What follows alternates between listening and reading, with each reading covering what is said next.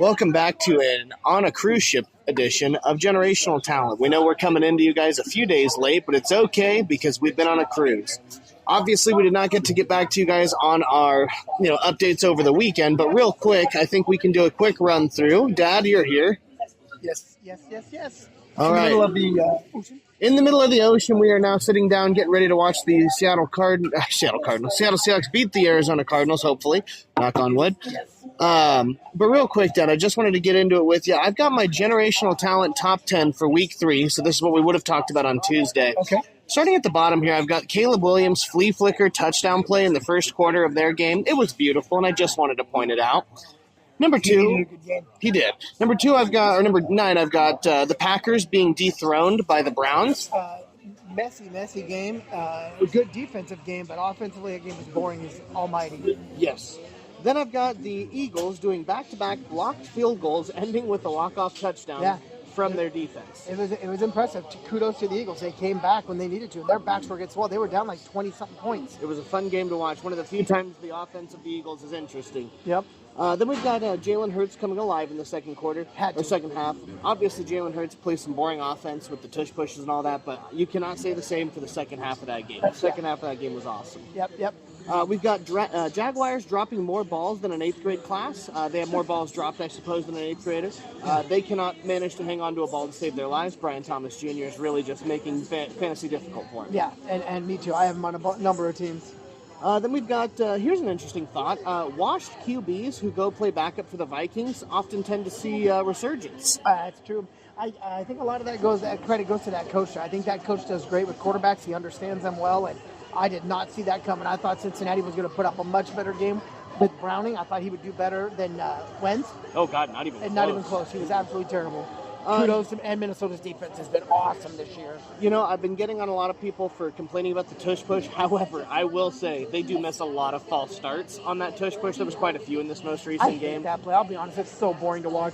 It's boring. I like the fact that when it's used against teams I don't like, but I will say they are missing some obvious false start penalties. Yep. Number 2, I've got Vikings, Isaiah Rodgers, 2 defensive touchdowns in his game. That dude had an amazing game, 2 pick sixes. Oh, yeah. What, did you see what he did?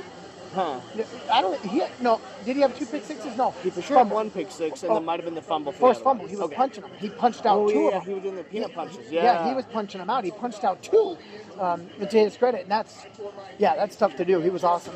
And then lastly, shout out to my main man, Nick. Your Dolphins are 0-3, so if you guys know Nick Beaton, his name is Owen until the Dolphins can win a game. Call him Owen. Owen. And then real quick, we don't have to go into betting favorites, but I did want to, I wanted to show you our last power rankings just real quick. Is there we got time. Okay, so the last power rankings, this one's mine. Yeah. I would move Minnesota up a notch, Seattle up a notch. So I'd have Minnesota from 15 probably to 13. They're looking pretty good. Seahawks, I'm comfortable with that right now. We'll see how they do.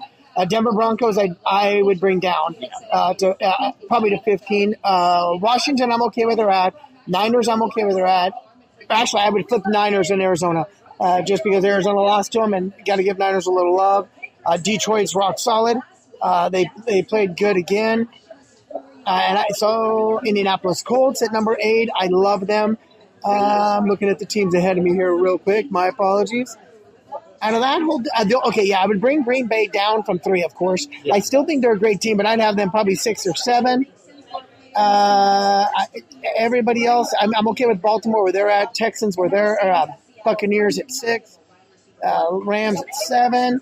I'm pretty good with that. I like Buffalo. I don't change my mind. Buffalo at 1, Philadelphia at 2. I would leave those the same.